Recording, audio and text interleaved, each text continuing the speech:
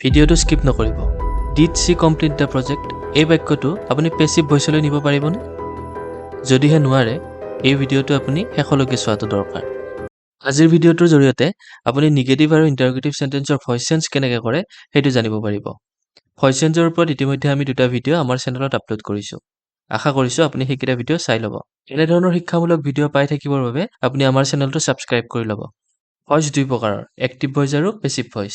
Active ভইচে কৰ্তাৰ ওপৰত গুৰুত্ব দিয়ে আৰু পেছিভ ভইচে কৰ্মৰ বা কামটোৰ ওপৰত গুৰুত্ব দিয়ে। ভইচ চেঞ্জ কৰোঁতে আমি কিছুমান সাধাৰণ নিয়ম মানি চলিব লাগে। এই নিয়মবোৰ নিগেটিভ আৰু ইণ্টাৰগেটিভ সেন্টেন্সৰ ক্ষেত্ৰতো একেই থাকিব। এক্টিভ ভইচত ছাবজেক্ট থাকে যিয়ে কামটো কৰে। পেছিভ ভইচত এক্টিভ ভইচৰ অবজেক্টটো ছাবজেক্ট হৈ যায়। ভাৰ্বটো সদায় পাষ্ট পাৰ্টিচিপল ফৰ্ম বা ভাৰ্ব 3 লৈ সলনি হয়। পেছিভ ভইচত বাই প্ৰিপজিশ্যন যোগ দিয়া হয় যিয়ে অৰিজিনেল ছাবজেক্টক ইণ্ডিকেট কৰে। নিগেটিভ সেন্টেন্সত নটটো অক্সিলাৰী ভাৰ্বৰ লগত থাকে। ইণ্টাৰগেটিভ সেন্টেন্সত অক্সিলাৰী ভাৰ্ব বাক্যৰ আৰম্ভণিত থাকে। এতিয়া আমি নিগেটিভ সেন্টেন্সৰ ভইচ চেঞ্জ শিকিম। নিগেটিভ সেন্টেন্সত নট থাকে। উদাহৰণ এটা লওঁ আহক। এক্টিভ ভইচৰ বাক্যটো হৈছে Rahul does not it the Apple. ইয়াত নট থকাৰ কাৰণে এইটো এটা নিগেটিভ সেন্টেন্স বুলি আমি গম পাইছোঁ। এই বাক্যটো পেছিভ ভইচলৈ নিওঁতে আমি ভইচ চেঞ্জৰ নিয়ম অনুসৰি বাক্যটোৰ অবজেক্টটো পেছিভ ভইচত ছাবজেক্ট কৰিব লাগিব। ইয়াত অবজেক্ট আছিল দ্য এপল, গতিকে এইটো ছাবজেক্ট হিচাপে বহুৱাব লাগিব। এইটো এটা চিম্পল প্ৰেজেণ্ট টেন্সৰ বাক্য, গতিকে ইয়াত অক্সিলাৰী ভাৰ্ব এম, ইজ বা আৰ তাৰ যিকোনো এটা বহিব।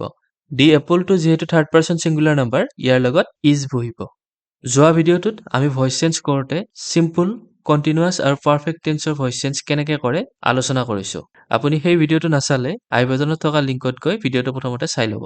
বাক্যটো পেছিভ ভইচলৈ নিওঁতে দি এপল ছাবজেক্টৰ লগত ইজ বহিব, অক্সিলাৰী ভাৰ্ব, আৰু এক্টিভ ভইচত থকা নটটো ইয়াতে অক্সিলাৰী ভাৰ্বৰ পিছত বহিব। মানে ইয়াতে ইজৰ পিছত লিখিব লাগিব। দি এপল ইজ নট, তাৰপাছত ভাৰ্ব ইট ভাৰ্বটো পাষ্ট পাৰ্টিচিপল হ'ব ইটেন, বাই ছাবজেক্টটো অবজেক্ট হ'ব, গতিকে এক্টিভ ভইচত ছাবজেক্ট আছে ৰাহুল আৰু ইয়াতো ৰাহুলেই হ'ব। এতিয়া বাক্যটোৰ শুদ্ধ ৰূপ হ'ব the apple is not eaten by Rahul. Active ভইচত ডাজ নট ইট আছিল, কিন্তু পেছিভ ভইচত ইজ নট ইটেন হ'ল। নটটো সদায় অক্সিলাৰী ভাৰ্বৰ লগত থাকিব। এই কথাটো আপোনালোকে মন কৰিব। আপোনাৰ মনত হয়তো প্ৰশ্ন হ'ব পাৰে, এক্টিভ ভইচত থকা ডাজ শব্দটো এতিয়া ক'লৈ গ'ল? এই বাক্যটোত যিহেতু অক্সিলাৰী ভাৰ্ব নাছিল, সেইকাৰণে নিগেটিভ অৰ্থ বুজাবৰ বাবে ডু ভাৰ্বৰ ব্যৱহাৰ কৰা হৈছিল। আৰু যিহেতু ছাবজেক্টটো থাৰ্ড পাৰ্চন ছিংগুলাৰ নাম্বাৰ, ডুৰ লগত ই এজ হৈ ডাজ হৈছিল। সেইবাবে Rahul does not it the Apple হৈছিল। ইয়াত ডাজ শব্দটোৰ কিন্তু বিশেষ একো অৰ্থ নাই। নিগেটিভ সেন্টেন্সৰ ওপৰত আমি এটা ভিডিঅ' বনাম, তাত এই বিষয়ে ভালদৰে আলোচনা কৰিম। ভইচ চেঞ্জ কৰিবলৈ আপুনি মনত ৰাখিবলগীয়া কথাটো হৈছে এক্টিভ ভইচৰ বাক্যটোত সদায় ছাবজেক্ট আৰু ছাবজেক্টৰ পিছত do, does, did, have, has, head বা উইল, তাৰপাছত নট, তাৰপাছত ভাৰ্ব আৰু তাৰপাছত অবজেক্ট থাকিব। আৰু সেই বাক্যটো পেছিভ কৰিবলৈ আমি প্ৰথমতে ছাবজেক্ট, যিটো এক্টিভ ভইচত অবজেক্ট আছিল, তাৰপাছত বি ফৰ্ম দিব লাগিব। ছাবজেক্টটো অনুসৰি আমি এম, ইজ, আৰ, ৱাজ, ৱেৰ কি হয় সেইটো দিব লাগিব। তাৰপাছত নট দিব লাগিব। তাৰপাছত ভাৰ্ব 3 দিব লাগিব, অৰ্থাৎ এক্টিভ ভইচত থকা ভাৰ্বটোৰ পাষ্ট পাৰ্টিচিপল ফৰ্ম দিব লাগিব। তাৰপাছত বাই প্ৰিপজিশ্যন আৰু অবজেক্ট, আৰু ইয়াত অবজেক্ট হ'ব এক্টিভ ভইচৰ ছাবজেক্টটো। এই ফৰ্মুলাটো মনত ৰাখিলে আপুনি খুব সহজতে নিগেটিভ সেন্টেন্স এটাৰ ভইচ চেঞ্জ কৰিব পাৰিব।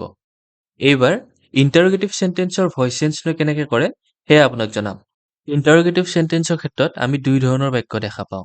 এটা হৈছে য়েছ বা ন' আনচাৰ দিব পৰা, যিবোৰ বাক্য am, is, are, was, were, has, have, had, will এইবিলাকেৰে আৰম্ভ হয়, আৰু আনটো হৈছে WH কুৱেশ্যনছ। WH কুৱেশ্যনবোৰ হু, হোৱাট, ৱেন এইবোৰেৰে আৰম্ভ হয়।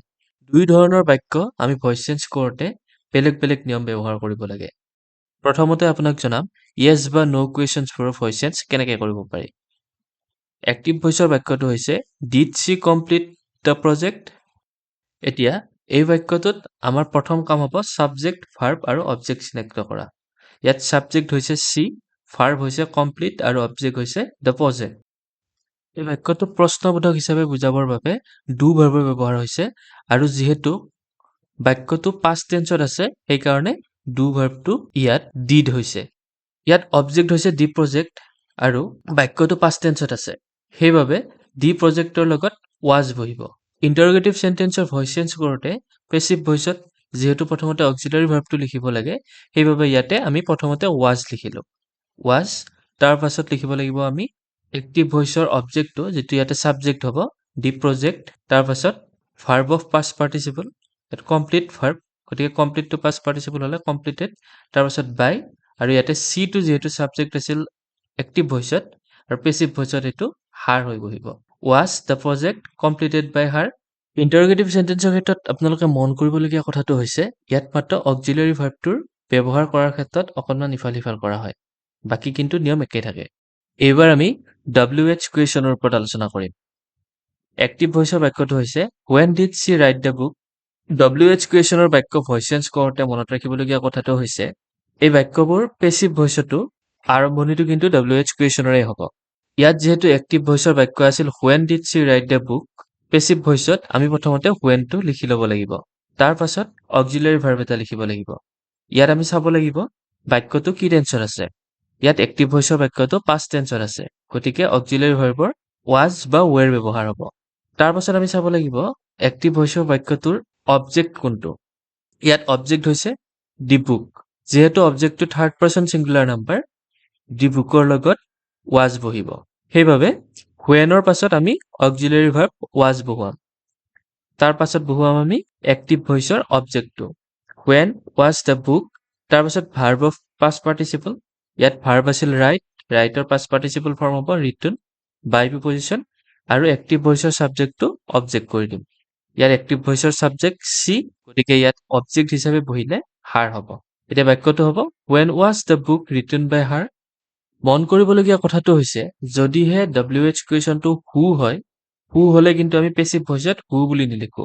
হুৰ হলনি আমি বাই হোম লিখিব লাগে এটা বাক্য চাওঁ আহক হু ৰট দিছ সং এই বাক্যটো পাষ্ট টেন্সত আছে গতিকে প্ৰথমতে আমি পেছিভ ভইচত কিন্তু আমি হু নিলিখি বাই হোম লিখিম বাই হোম তাৰ পাছত আগৰ দৰে নিয়মটো এক্টিভ ভইচৰ বাক্যটো যেহেতু পাষ্ট টেন্সত আছে গতিকে আমি পাষ্ট টেন্সৰ অক্সিলাৰী ভাৰ্ব ব্যৱহাৰ কৰিম ইয়াত এক্টিভ ভইচত অবজেক্ট হৈছে দিছ সং গতিকে দিছ সংটো থাৰ্ড পাৰসন সিঙ্গুলাৰ নাম্বাৰ হ'ব বাই হোমৰ পাছত আমি was বহুৱাম বাই হোম was তাৰ পাছত অবজেক্টটো ইয়াত সাবজেক্ট হ'ব দিছ সং তাৰ পাছত লিখিব লাগিব আমি verb of past participle verb হৈছে ৰাইট গতিকে ৰাইট ভাৰ্বটো পাষ্ট পাৰ্টিসিপল হ'ব written বাক্যটো হ'ব by whom was this song written negative আৰু ইণ্টাৰোগেটিভ সেন্টেন্সৰ ভইচ চেঞ্জ কৰাটো একেবাৰে টান নহয় মাত্ৰ আমি নিয়ম কেইটা ভালদৰে জানিব লাগে এই ভিডিঅটোৰ জৰিয়তে আপুনি কিমান শিকিলে আহকচোন পৰীক্ষা কৰি চাওক আপোনাৰ বাবে এটা বাক্য দিয়া হ'ল যেটো আপুনি পেছিভ ভইচলৈ নিব লাগে